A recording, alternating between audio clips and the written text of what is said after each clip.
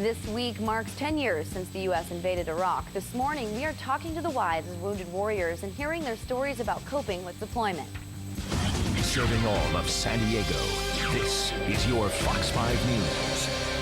Well, this week marks 10 years since the start of the Iraq and Afghanistan war, and today we are turning our focus to love and deployment. So we've got Dr. Rose Hartzell, sex therapist at San Diego Sexual Medicine Alvarado Hospital, joins me. Also with more insight along with her are wives of wounded warriors. We have Cheryl Gansner and Justina Green. Good morning, ladies. Good morning. All right, so we're going to learn a little bit about both of you first. So Cheryl, can you tell us a little bit about you and your husband's story?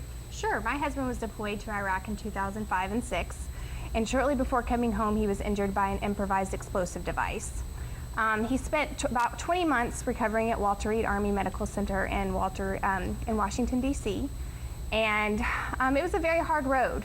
We were newly married, and we were dealing with catastrophic injuries and brain injury and post-traumatic stress, so it was a very challenging time for us. Can you tell us a little bit more about his injuries and what you had to experience to get him back to normal? Sure. He shattered both his heels and his right ankles. He was ripped from basically his hip to his right leg all the way down. He also has a TBI and post-traumatic stress disorder. For people who don't know what a TBI is, that's a traumatic brain injury. Correct. How is he doing today, and how are you two doing today? What's your biggest challenge that you face right now as a couple? Well, the first 3 years were really challenging. We were having a communication breakdown. We were having trouble relating and understanding and actually, grieving the injuries that he was, dealt with. And after about 3 years, he got help for his brain injury, got on new medication, and now we're doing really great. He's working full time with Northrop Grumman on their bomb robots, and I work with Hearts of Valor. Okay, and we're going to talk about that in a little bit. Justina, can you tell us about you and your husband? Yes, Michael was injured back in 2005. We weren't married at the time. We took a few years to do quite a bit of healing with each other, and he was injured by a roadside bomb as well, an IED, that took his right arm. He has a right arm amputation right above his elbow, and he also has a deep tissue wound to his right leg, his right thigh area. We actually, when we got the phone call, were told that they were going to be amputating his leg as well, but they were able to save it, luckily. Wow. And so unfortunately, when he was injured in 2005, we were so concentrated on the fact that he had an amputated arm, and we weren't so concerned with the fact of PTSD. Luckily, a few years later, we were able to get the help that we needed, and we're stronger than ever now.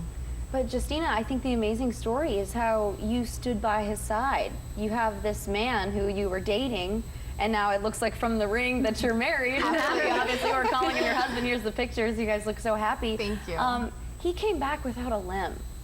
Yeah. Explain, just even going through daily household things and life, your challenges and what you do there when they come back. It was really challenging in the beginning because I felt like I really wanted to do everything for him.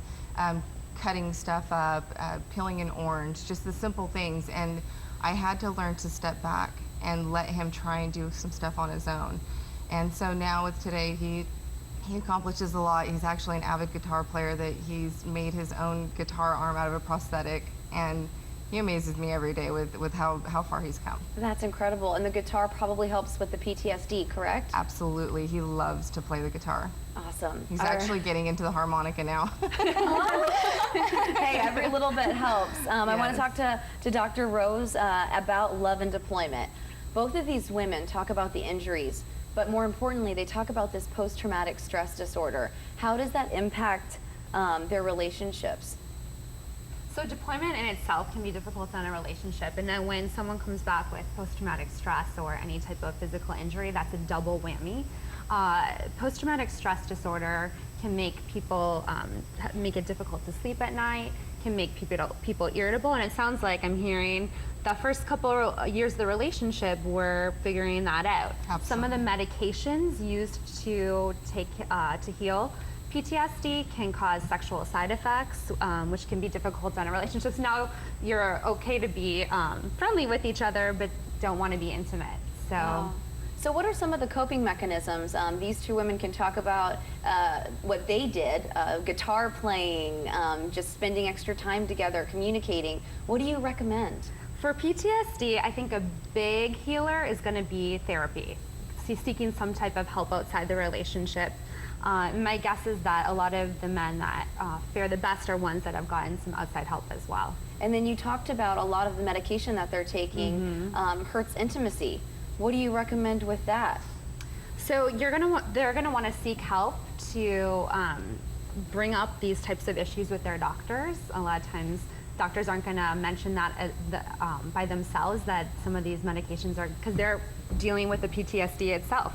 So you want to bring that up with your doctor. That it's affecting such a intimacy. huge topic that's really not put into the spotlight. And I know both of you women, it's probably taken time. They're gone for, what, 7 to 9 months sometimes, for several times in a row. So for them to come back, and even if they came back with no post-traumatic stress, to be able to warm back up to them again and realize that you almost have to meet this person all over again. For both of you women, I want to know for both of you too, when they came back and they were injured, wounded warriors, what was it like becoming a caregiver for someone who is your husband and your other half, your partner? Well, it becomes like a parent-child relationship, whereas before you shared the responsibilities and you communicated together, but then, you know, I was having to handle medication and wound cleaning and dressings and things like that, and also keeping track of his therapy and helping him get through the triggers of post-traumatic stress.